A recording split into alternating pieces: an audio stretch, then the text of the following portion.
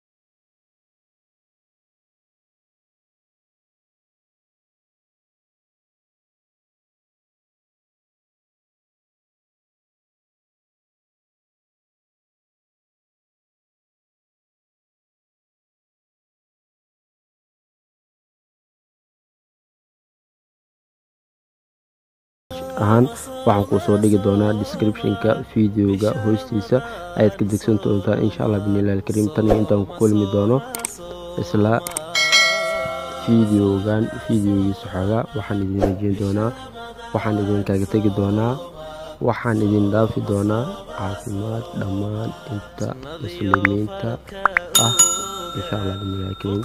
والسلام عليكم ورحمة الله تعالى وبركاته.